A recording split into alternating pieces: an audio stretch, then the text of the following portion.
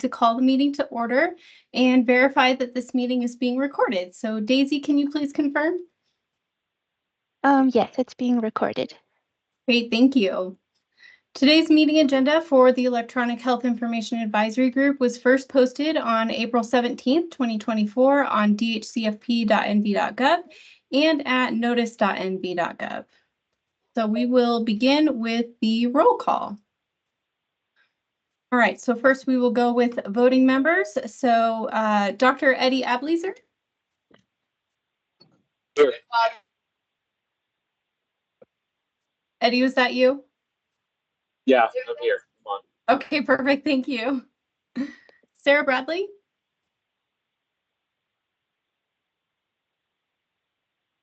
Eileen Colin or Jerry Reeves?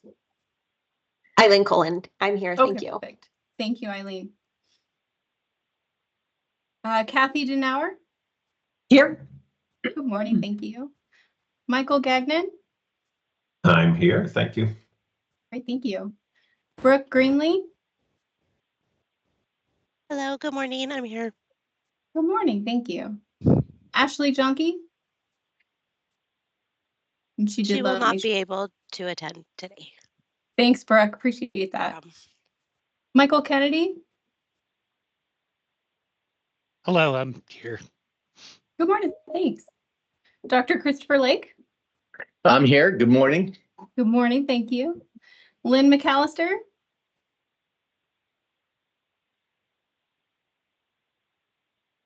Quinn Polly.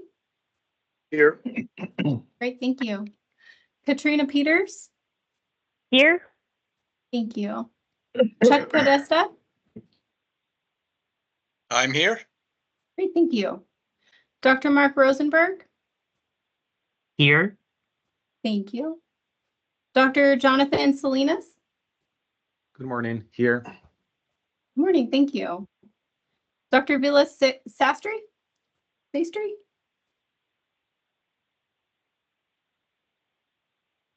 Andrew Topper. Here. Morning. Thank you. Dr. Darla Zarley. I'm here. Thank you. And Lei Zhang. I'm here. Thank you. Great. Thank you. Now moving on to our ex officio members. Sandy Rubelid. I'm here. Thank you.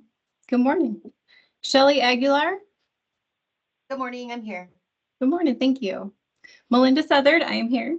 Lisa Latrice. Here. Thank you.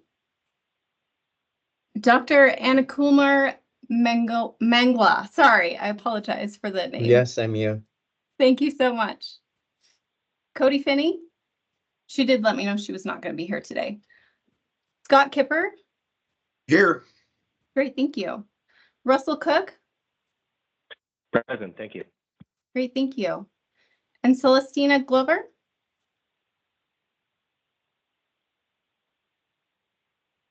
All right, so at this time, I want to check in with Daisy. Can you please confirm if we have quorum? Yes, we do have quorum. Great, thank you. All right, so next on the agenda, we have to review and approve meeting minutes from the previous meeting held on April 4th, 2024. Is there any discussion before we entertain a motion on these meeting minutes? Michael, please go ahead. Yeah, at the page 4 at the bottom of the last paragraph, it has two sentences. Says it's satisfied by either the following: maintaining an electronic health record or joining an HIE or maintaining a connection with an HIE. And I think there was discussion about how just maintaining a health record was not adequate to meet the requirements, and that is not reflected in the minutes here. Thank you, Michael. We will go back and review that and include that in the meeting minutes, that discussion before posting is final. Thank you. Amy, please go ahead. Oh, I don't know. Amy, you have your hand raised. I'm not sure what that was. Okay. So with that, I will entertain a motion to approve the March 7th meeting minutes with the inclusion of the discussion on the bottom of page 4.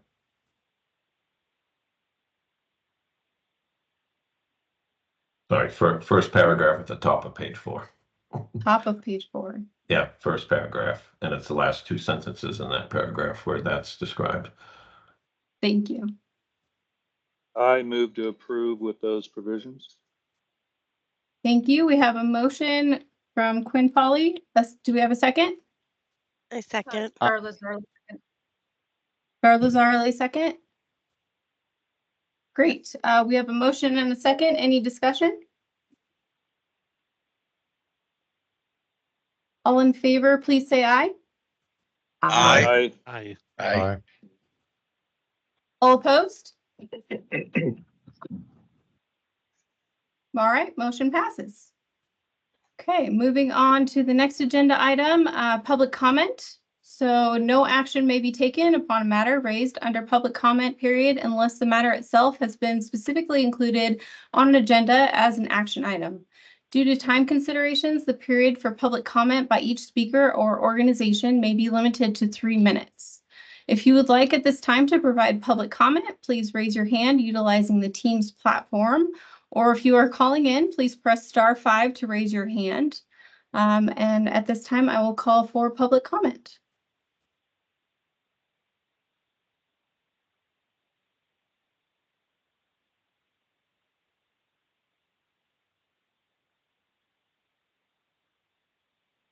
Okay, I am not seeing any public comments, so we'll move on and close out that agenda item and go to agenda item number 5. For possible action, presentation and discussion of the draft health information maintenance, transmittal, and exchange regulations by section. So in preserving version control on the draft regulation language as discussed by this group, I have noted in blue text the initial proposed changes we first discussed at the April meeting, and then in plum text notes the proposed changes to the language based upon the specific discussion during the April meeting, as well as some follow-up language proposed by some members. I also noticed a few typos from the first version, so highlighted those changes in yellow for your reference. In going through this as an action item today, we will plan to go section by section, similar to how we went through the document during the last meeting. We will review each section where where there are proposed language changes and have a discussion on the construct of the language. Following that discussion for each section, I will then ask for a motion as appropriate based upon the discussion, or the group can also feel free to break up each section and do motions on a smaller portion of that section if that is felt to be the need. So for example, we will go through the entire definitions section at once as one section, but if the group wants to make a motion on just 1 or 2 of those definitions at a time, that is perfectly acceptable. So we will follow Robert's Rules of Order for each section of the drafted language contained in this agenda item, just like what was done previously to approve the meeting minutes. So I do not want everyone to feel pressured that we have to approve all language today, although of course that could happen. We still have 1 more meeting on the calendar in June to tie up any loose ends that may be necessary. Of course, our output goal from the June 6th meeting at the latest is to have the final draft regulation recommendations from this group to present to the DHHS director for review prior to submitting to the Legislative Council Bureau before the June 30th deadline. So with that, I do see Gabe, your hand is raised. Please feel free to go ahead. Yeah, just for the record, Gabriel Leither, Deputy Attorney General. I just wanted to echo what you indicated about that we are not trying to limit at any way here this group's ability to make recommendations on any matter. If you have any ideas or changes that you want to propose, feel free to make a motion and have discussion on those so that we can get your input. Thank you.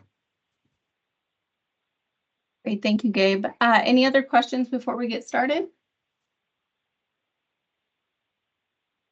Okay, seeing none, I will go ahead and share my screen.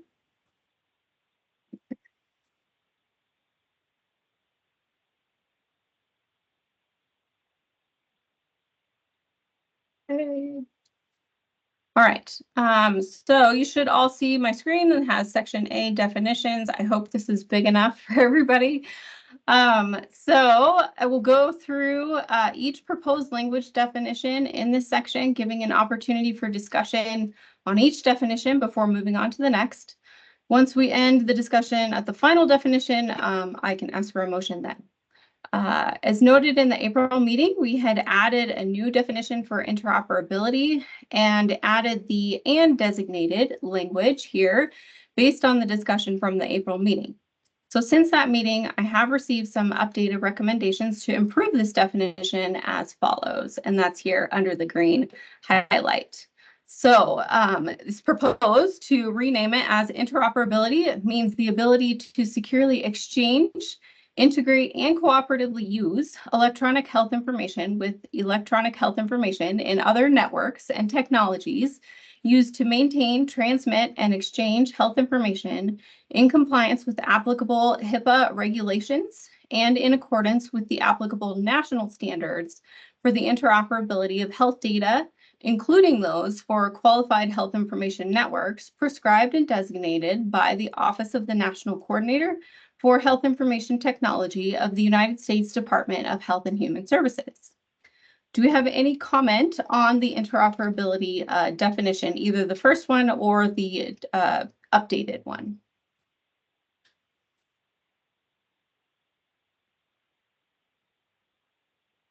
I have only one comment. This is Michael, and that is that this new definition seems much more applicable to then, and it blends much more nicely with Office of National Coordinator and other definitions used by trade association HIMSS, for example. Thank you, Michael, for your comment. Any other comments from the group? Hi, this is Russell Cook. Very nitpicky suggestion, but in the second line there it says securely exchange, integrate, and cooperatively use. I would have proposed maybe replacing "and" with "or." I think would have the same kind of spirit as far as the meaning is concerned, but would not require all three of those methods of utilization in order to meet the minimum standard of the definition. Thank you, Russell. Appreciate that. Do we have any discussion from the group on that proposed change to replace "and" with "or" here?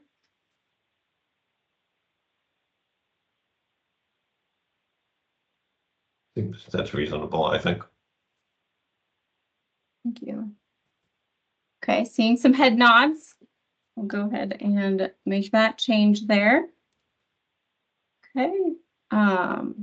So we can either ask for a motion now or we can just keep going. So I think Let's since just there keep going. are some significant changes to this particular one, I'm actually a believer of more votes, more action items, more input from the committee. So since there's been some changes to this particular one, let's get a motion perhaps on this if we could.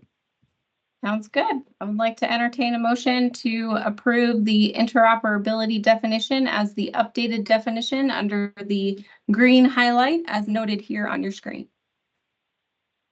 Or to be clear, if somebody wants to make a different motion, they could do that instead. Oh, So, sorry. I move to approve it as changed here. Thank you. I second. Sorry, I had a bunch of seconds. Need 1 second. I'll Yeah, the third and second. the fourth. Okay, I got Chris Lake, second.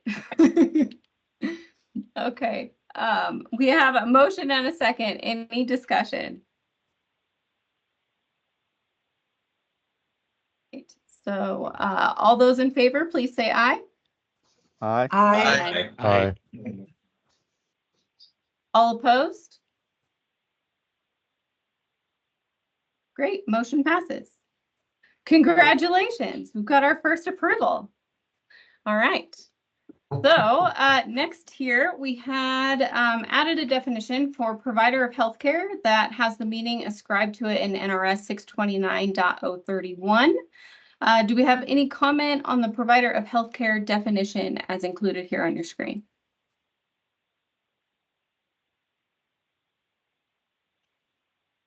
Okay. In the interest of that simplistic definition, I will move on to the next one. So third here, we added a definition for electronic health record system, meaning technology with the ability to securely maintain, transmit, and exchange electronic health information that make protected health information available instantly and securely to authorized users. Do we have any comment on the electronic health record system definition?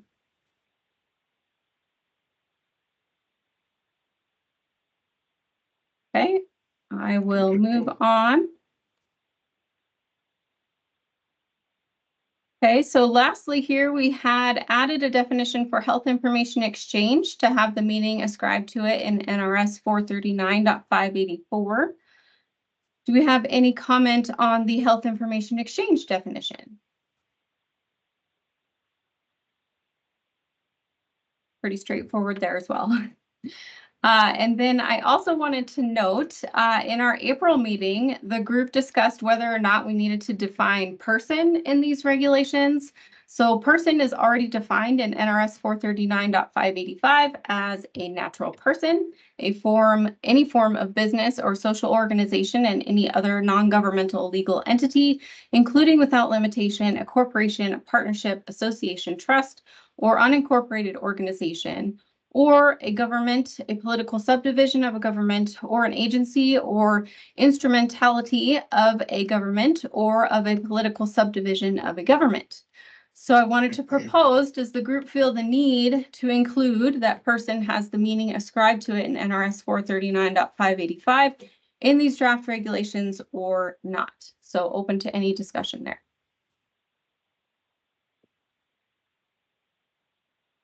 I believe we needed to make that definition between person and a provider organization because it said something about collecting a business associate agreement from a person.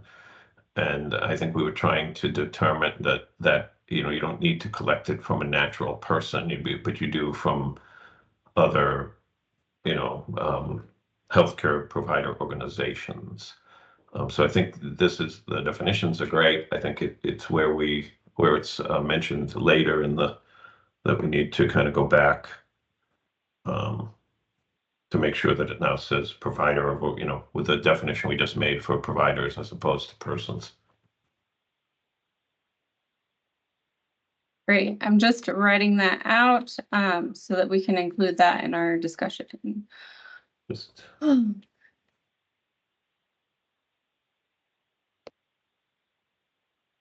when we get to that section, we can remind ourselves where that was. Yes. Okay. All right. So, and then before we wrap up this section, I did want to note that we did receive a proposal to add a definition and more detailed regulatory language governing a contracted statewide health information exchange. However, after speaking internally and reviewing the bill, we feel this proposal is outside the scope of Assembly Bill 7 and the particular regulations this group is meant to advise upon. So if there is further appetite to include something like a contracted statewide health information exchange in either NRS or NAC, we feel that is more appropriately proposed to the legislature as opposed to including it in these regulations here.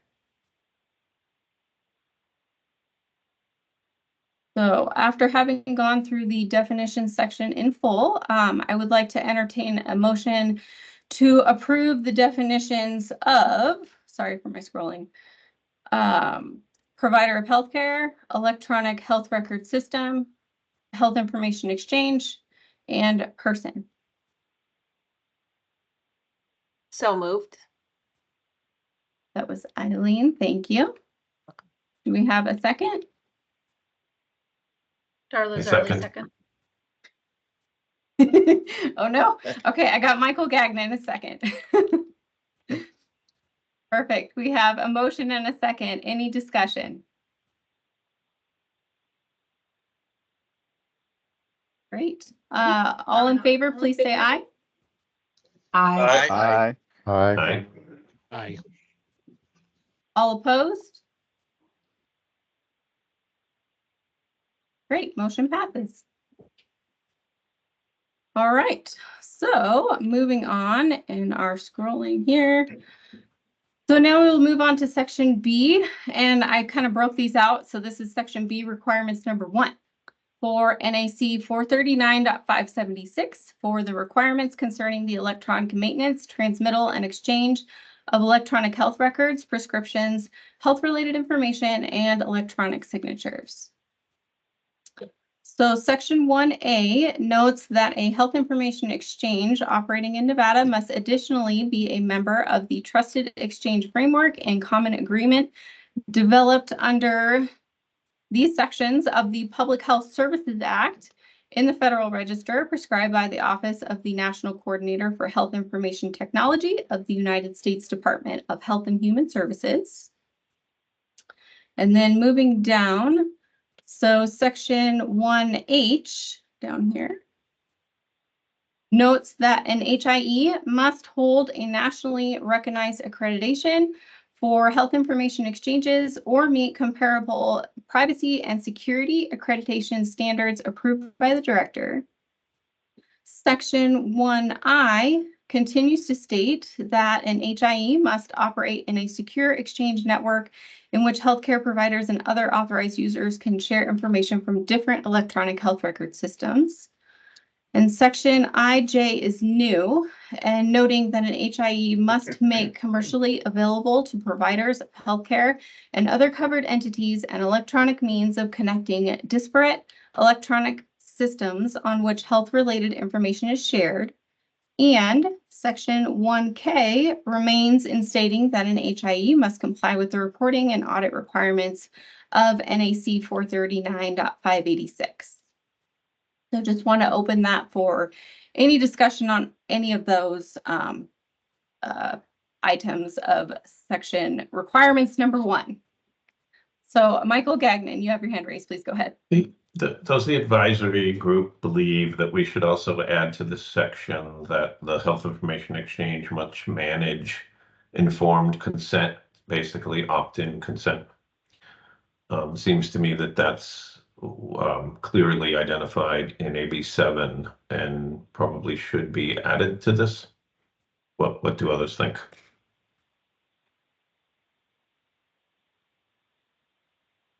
This is Chris. I think that's an important element to include. There's a couple technology-based requirements I think we should have in here, and that would be one of them, because some of the systems may work on an opt-out as opposed to an opt-in or informed consent. I think the other technology-based, and I might be commingling things here, is that the system needs to be able to push as well as pull notifications. And I didn't see that in the requirements as well. Great discussion. Thank you.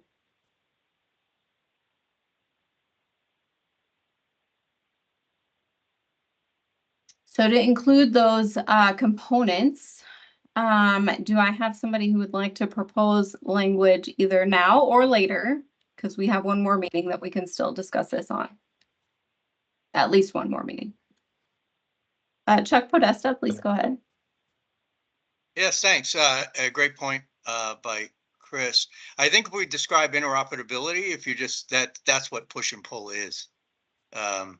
So and you have it in F, provide interoperability infrastructure. We may want to expand that to describe push and pull, but that's what interoperability is. Thank you.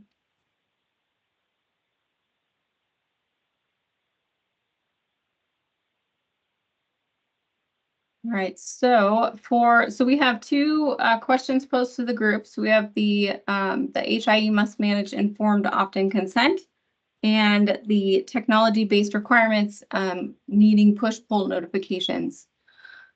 How would the group like to move forward with those proposals?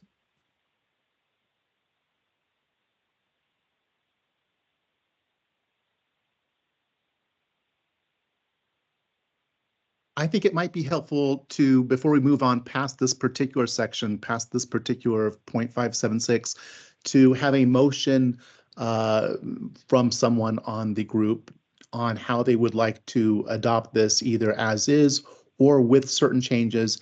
And the exact specifics of the language don't need to be here now, as long as the motion is relatively clear on the intent, and then Nevada Medicaid can work with some proposed language before the next meeting. Thank you, Gabe. Lynn McAllister, you had your hand raised as well. Yeah, so just with the consent aspect, reviewing 439, 592, needing more time to be able to kind of delve into all of the components of consent that are there and reference. So do we just need to reference in this section, that section? Oh, and NAC 439, Yeah. 592. Yeah.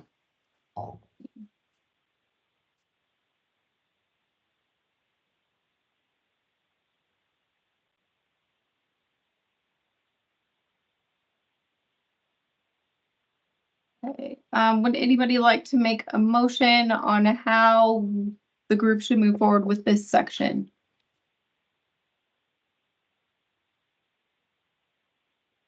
But I just proposed some language in the chat for others to look at, to add to this and look for discussion. Thank you, Michael. So you proposed adding number 1, the ability to manage informed opt-in consent. And did you mean to call that number 1 and number 3, or was that just? No. They would probably Okay. be whatever the end of this section is. Okay, perfect. And then the second one is Yeah. the ability And- to manage query and response, as well as push transactions such as event notifications and results delivery. And I think we can make reference, as Lynn mentioned in the first one, to the current NAC for the informed consent as well. So that could be added to this as a reference. Your number 3 handles my concern, so I would agree with that. Perfect.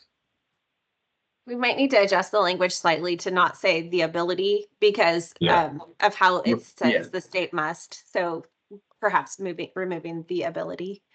Yeah. Yeah, and just say manage informed opt-in consent. Correct. Got it. I like that. Thank you. So potentially.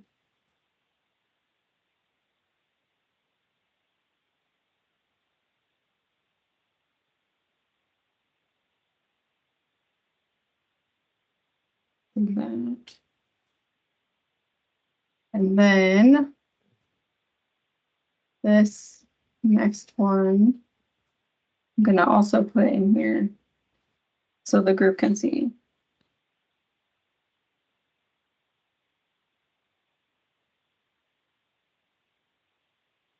So this would also just be manage. Okay. Any discussion on those 2 additions there? I think you're also going to add the reference to the 439, 592 NAC to J. Is that correct? Yes. So how, like, do you have an idea of how you would like to see that written out? Or just say referencing? I don't think, Melinda, we need to wordsmith the exact, as long as the goal is clear. I think the goal is clear from the individual who proposed that. I'm sorry, I don't have your name right here in front of me. But I think the goal is clear. If we have a motion, if whoever ultimately makes a motion would include that, it would be helpful. Okay. All right, so I put it in parentheses so we know that it's in there somewhere. Okay, I would like to entertain a motion on this section B requirements number 1. Lay, you have your hand raised? I just wonder, do we need to keep the opt-in there? Just keep the simple, the manage informed consent?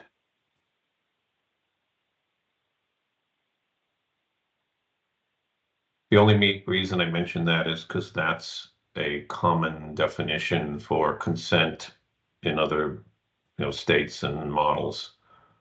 They're definitely, they're viewed as kind of opt-in or opt-out. That's why it's parenthetical.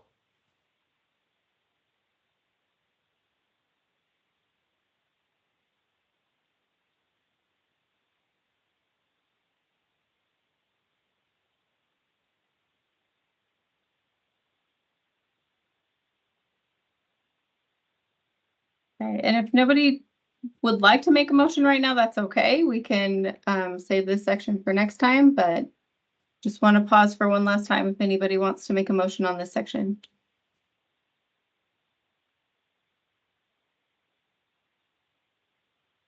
I make a motion that we include the language that we just modified. Thank you. We have a motion. Do we have a second? Second. Thank you. Any discussion?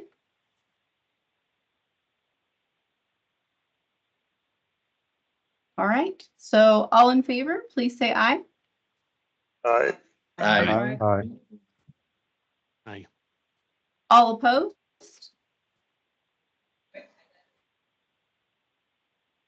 Great, motion passes. Okay, so next we will move on to section 2 of the NAC 439.576 under the heading of section B, requirements number 2.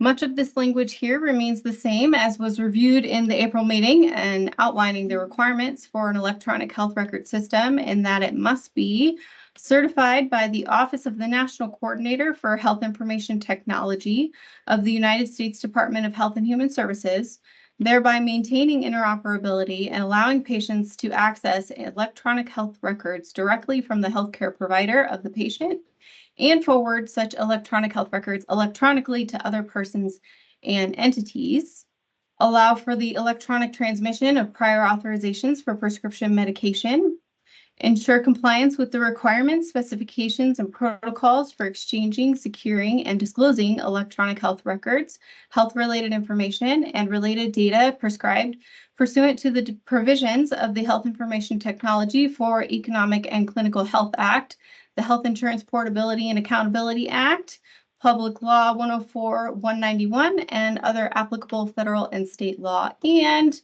adhere to nationally recognized best practices for securely maintaining, transmitting, and exchanging health information electronically. So with that being said, do we have any discussion on this section?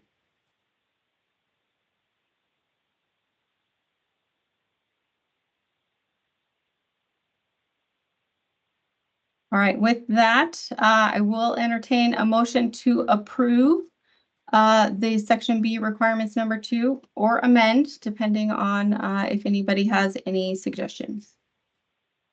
I'd make a motion to approve. Thank you. We have a motion. Do we have a second? I'll second. Thank you. Do we have any discussion?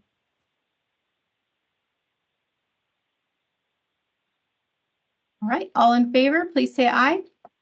Aye. Aye. Aye. Aye. Aye.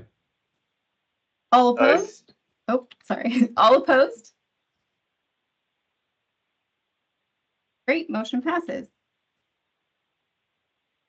Okay, so now we'll move on to section 3 of NAC 439.576 under the heading of section B, requirements number 3. Regarding the exemptions noted in the bill that, except as otherwise provided in NRS 439.589, these are the specific groups that are called out in Assembly Bill 7 to adhere to the requirements by a certain date. So with the first being hospitals and physician group practices with more than 20 employees by July 1st, 2024. Next, requiring the Department of Health and Human Services and its divisions, other state and local governmental entities, providers of healthcare, third parties, pharmacy benefit managers, and other entities licensed or certified pursuant to Title 57 of NRS operating in this state to comply by July 1st, 2025, And lastly, that the physician group practices or other business entities organized for the purpose of practicing a healthcare profession with 20 or fewer employees, including sole proprietorships, to comply by January 1st of 2030. So as a reminder, these provisions are outlined in section 2.8 of AB 7. Again, I would like to pause here for any comment from the members on this section for section B, requirements number 3. Chris Lake, please go ahead. Yeah, I just want to clarify, we're not able, because it's in the NRS, we're not able to change that July 1, 2024 date at all, or add some language like, or 90 days after acceptance of these regulations or something of that nature. That's going to come up before we even know it. I don't think it's really a fair deadline, but. Good point. Good point. Since it is in NRS, I will defer to our Attorney General, Gabe, if you have any comment on that, but I believe that we have to keep it as the date that's in the bill. No, I agree with what you just said. It's a very, very interesting deadline, but it is an NRS, and I don't think there's anything that we can do with that at this time. Thanks, Kate. That's what I was afraid of. I know. Any other discussion?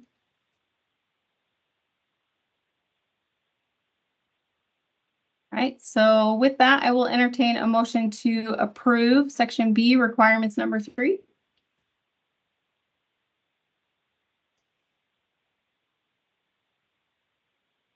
So moved. Thank you. We have a motion. Do we have a second? I second. Thank you. Any discussion? Great. All in favor, please say aye. Aye. Aye. Aye. All opposed? Motion passes.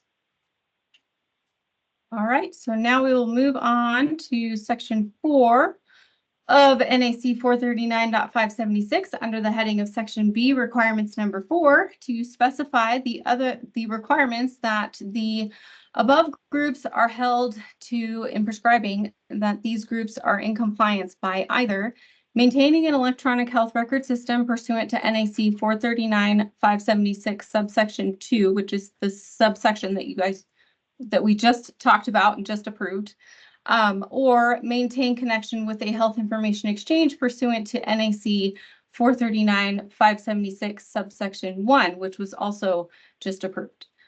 Reminder that the health record system and the health information exchange parameters for being listed here as meeting the requirements were, of course, already approved. By giving these groups of healthcare providers the ability to choose one of these two options as a way to meet these requirements ensures that we are in compliance with section 1.08, subsection 3 of the bill, that the regulations adopted pursuant to this section must not require any person or entity to use a health information exchange.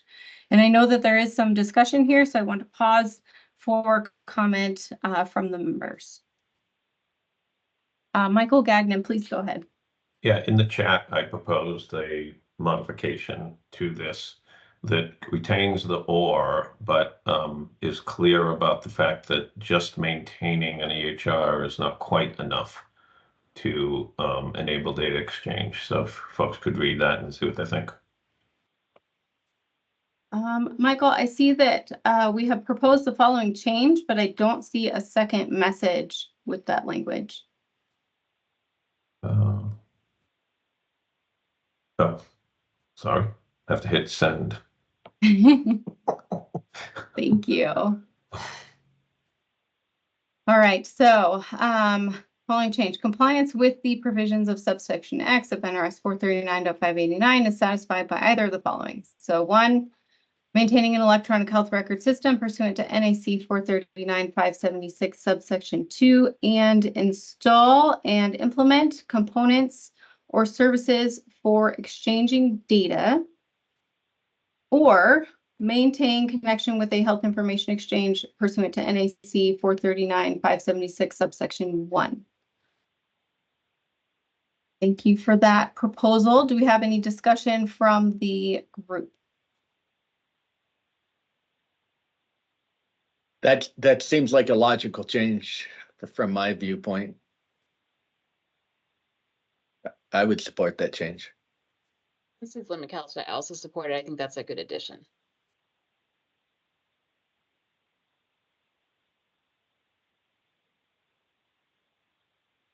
Any other comments from members?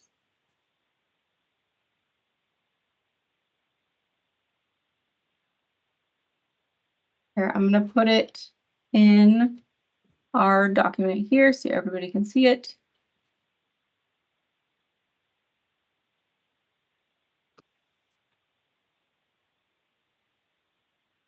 And then question for the group, because if anybody knows, it would be helpful for my knowledge. So with a certified health information exchange through the Office of the National Coordinator, is there a requirement to, like, are we being redundant here in saying that we have to implement components or services for exchanging data? Or is that already included in being a certified EHR through the ONC?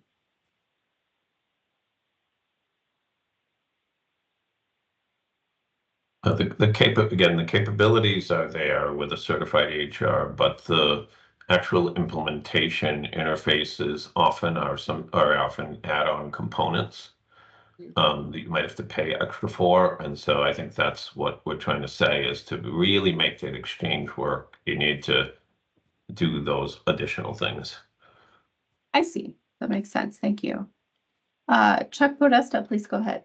Yeah, similar comment. The ONC, you have to have with the latest regs that came out last year, I believe.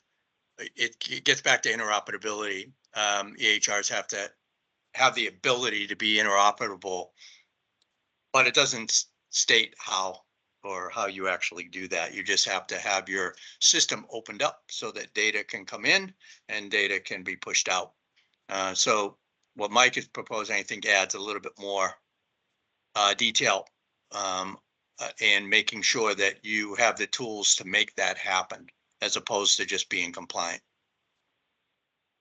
Great. Thank you for those clarifications. That's really helpful. Any other discussion from the group? I would make a motion to approve with these changes. Great. We have a motion. Do we have a second? Lynn McAllister seconds. Thank you. Any discussion?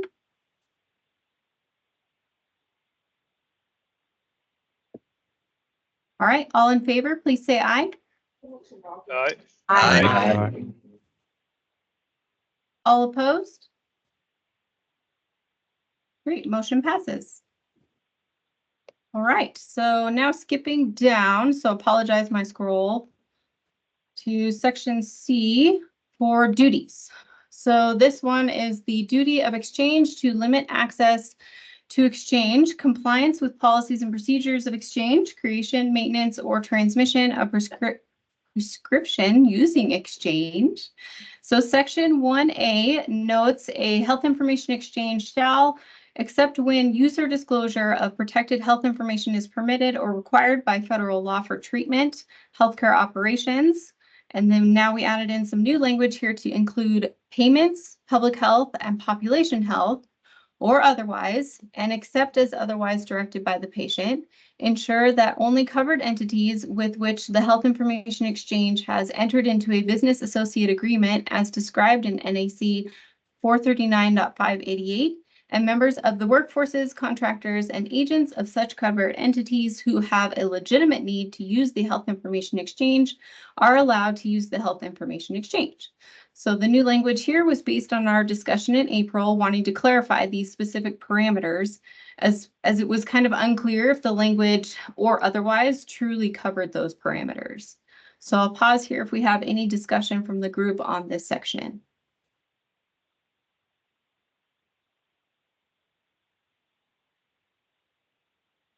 Michael, please go ahead. One comment. Should we also say required by state or federal law? in case the state has slightly different requirements, or, you know, it already has like a different opt-in requirement, for example. I don't know what people think about that.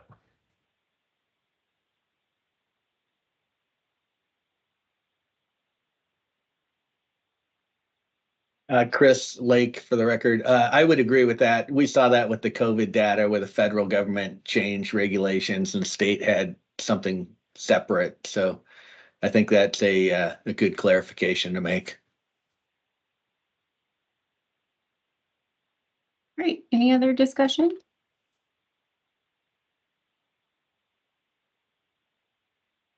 With that, I will entertain a motion to approve. I approve to, or I move to approve the said language. Thank you. We have a motion. Do we have a second? I'll second. Great, thank you. Any discussion? All right, all in favor, please say aye. Aye. Aye. Aye. All opposed? Motion passes. Great. Now we will skip down here. And I think this is where we get into the persons discussion. Okay, so now we have sections 1 and 3 of NAC 439.588 under the heading of section D, prohibited use, stating prohibited use, retrieval, or disclosure of health information using exchange, compliance with certain federal and state laws concerning electronic health information. So similar to the above section, in section 1, we included the language for payments, public health, and population health to clarify these specific parameters, as it was uncertain if that language truly covered those parameters that was previous.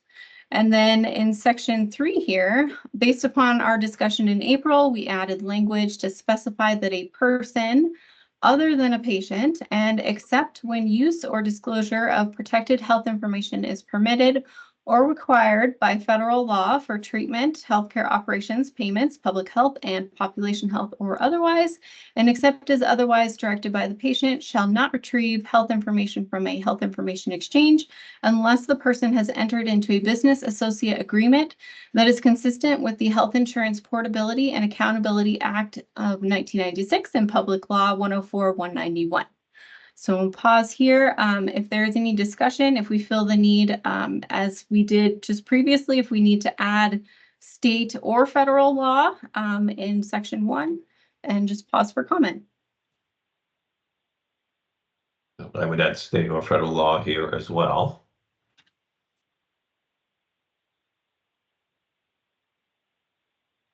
Thank you. Any other comments?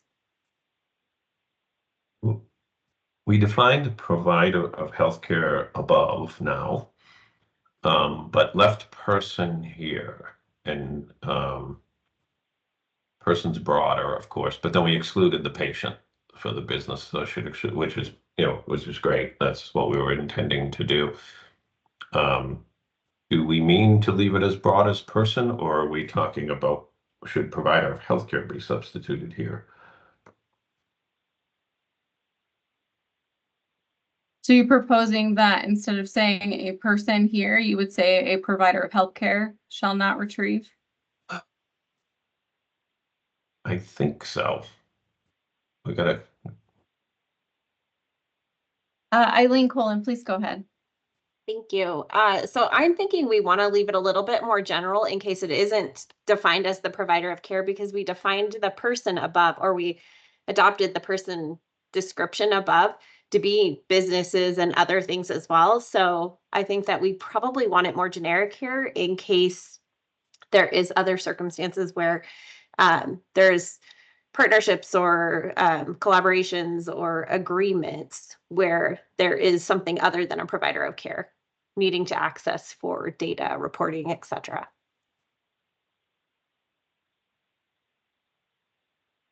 Yeah, thank you for that discussion. Any further comments?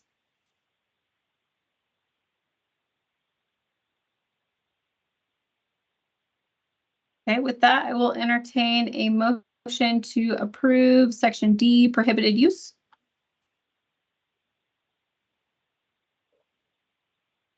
I move to approve said language. Thank you. We have a motion. Do we have a second?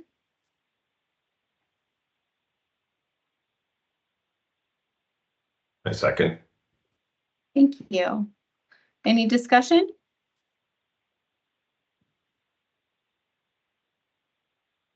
All right, all in favor, please say aye. Aye. Aye. All opposed? Motion passes. All right, we're getting down to the end here. Okay, so now we are under section E, waiver for request of waiver of requirements. This language remains as was discussed during the April meeting that a provider may request a waiver of the requirements of NRS 439.581 to 439.595 inclusive and NAC 439.572 to 439.596 inclusive pursuant to whichever subsection of NRS 439.589 that applies to their exemption, which request must include a written statement signed by the provider of healthcare certifying that the provider of healthcare satisfies the criteria set forth in that subsection of NRS 439.589 or other appropriate documentation that satisfies the Department of Health and Human Services that such criteria is satisfied. The department will consider each request for such a waiver on a case-by-case basis and render a determination in writing. The provider of healthcare requesting the waiver may appeal the determination pursuant to the requirements of NAC 439.346. And a reminder that this requirement of the bill in section 1.08 subsection 6. So do we have any discussion or comment on section E for waiver?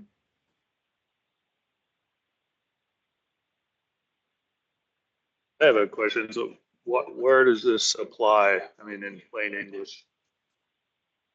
So this would be if a healthcare provider believes that they are exempt from meeting these requirements of having either a health information exchange or an electronic health record system, that they can propose to the department, basically petition for their exemption. Thank you. Of course.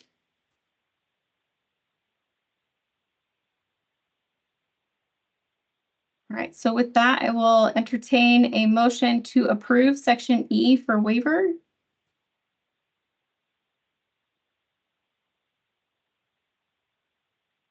I move to approve.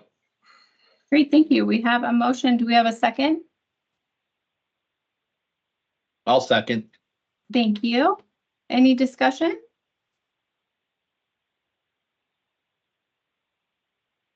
All right, so all in favor, please say aye. Aye. Aye. Aye. All opposed? Great, motion passes.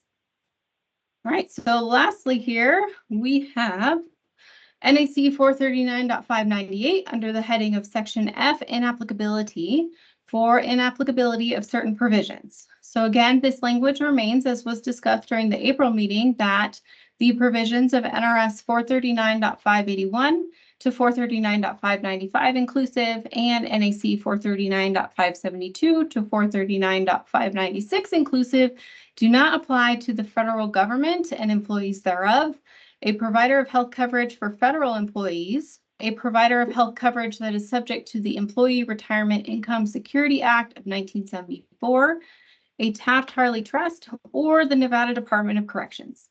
So a reminder again that these are the requirements of the bill found in section 1.08 subsections 5 and 7. So with that, I just want to pause for any discussion or comment on this section. So I have a question about the ERISA part of this. I was at least somewhat familiar, this maybe is a Gabe question, about the Gobay versus Liberty Mutual thing that was Vermont trying to get claims from an ERISA plan. Does that really apply in this case where we're talking about clinical data mostly? I just wonder if that should not be part of this. I don't know the answer to that specific question. I know as these regulations are promulgated, LCB will do a deep dive and make sure it complies with all requirements of that nature. What I'm saying is we may be being more specific because we're applying that to something where it was specific around claims, I believe. I don't remember the exact details of that, but I think that's worth understanding whether that should be a natural exemption to this versus the clinical data may be different than the claims data that was specific in that GOBE decision. Thank you for that, Michael. I did just want to comment that this language came directly out of the bill language itself. So it is in law, and this is simply referencing that law that we exempt the ERISA plans from this. Okay, it still may apply from a legislative council bureau perception though, right? That they might want to look at that, what exemption there is according to that. I'm sure LCB will look at that, yes. Okay, thank you. Absolutely. Any other discussion?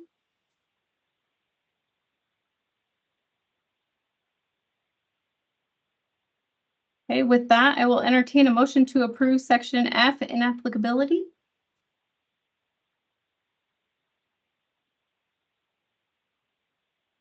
I move to approve. Great, thank you. We have a motion. Do we have a second?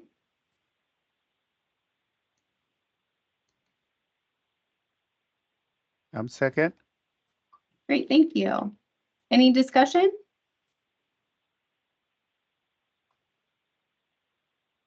All right, all in favor, please say aye. Aye. Aye. All opposed? Motion passes. All right, congratulations. We got a lot of work done today. This is so exciting. So with this, I will basically I'll send you all a clean version of everything that we approved and discussed today for your review. And then we will determine if we need to have a June meeting or if we have a full set of regulations. Actually, Gabe, if you could help me here, I think we should have one more meeting, correct? In order to have everyone approve the very final regulations that we're adopting, that we're proposing. Yeah, that's what I'm thinking. I think that's a good idea. If for nothing else, it allows this group to have one more chance to make any changes or, suggestions that they have. Perfect. Thank you. And Chris, you have your hand raised. Go ahead, please. Yeah, I'm just looking at my notes, and I apologize, I was sick at the last meeting, but did we remove the application for and renewal of certification and the request for administrative hearing portion of the NAC? Because I didn't see it in our, as we just went through. I don't recall removing a section of NAC, only adding and just strike through language to clarify. Okay, I'm just on my previous ones, I see a reference to NAC 439.578 and .582, and I didn't. Did we go through that? Let's see. Sorry for my scrolling. I know it's hard to. 578 is right there. Yep. Okay. We just didn't have any changes to it. Okay. Now there was one part that I wanted to comment on in there that it's not really applicable to either of those two sections, but it's like a gap that I think is missing. And that is, how will the director review the application? What are the standards or the criteria, particularly if they have multiple applications, that they will use to decide the best application?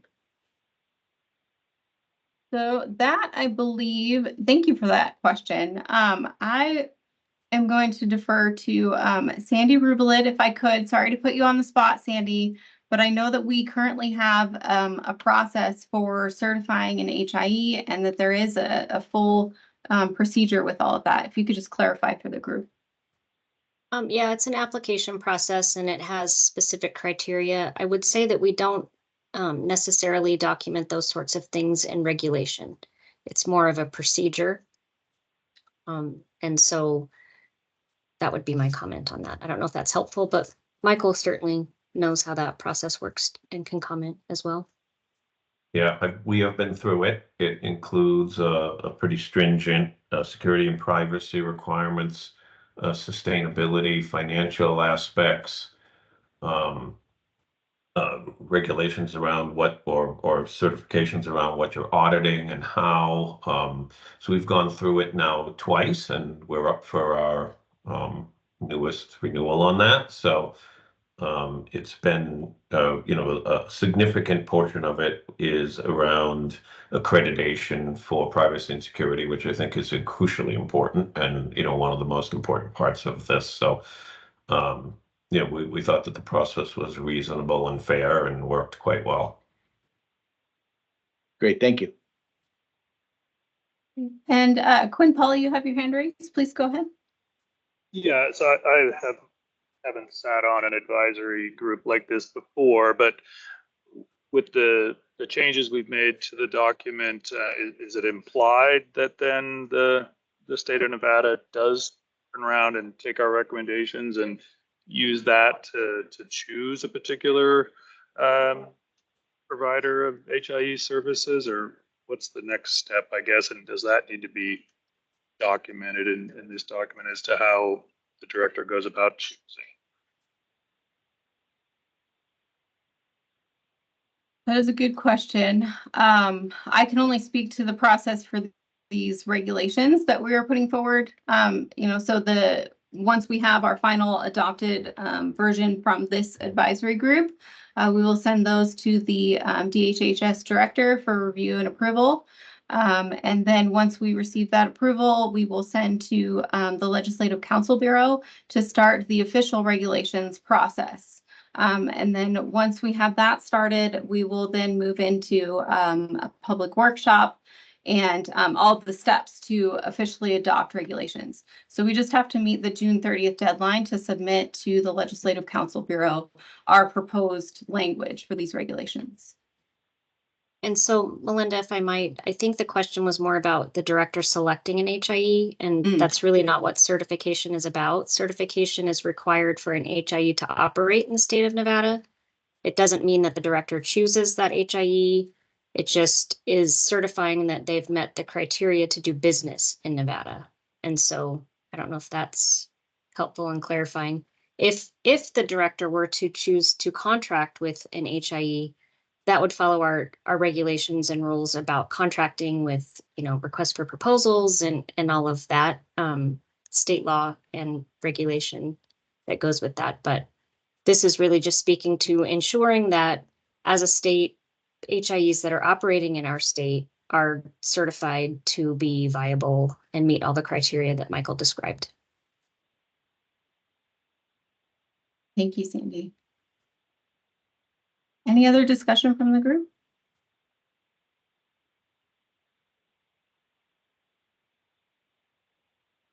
All right. With that, we will, excuse me, we will plan to meet in June for a final walkthrough of a clean version of these drafted regulations and propose a final adoption of that version. So with that, I'll close out this agenda item. Now we will move on to agenda item number 6 for public comment. Let me stop this. So no action may be taken upon a matter raised under public comment period unless the matter itself has been specifically included on an agenda as an action item. If you would like to provide public comment, please raise your hand utilizing the Teams platform, or if you are calling in, please press *5 to raise your hand. And I would like to pause for public comment.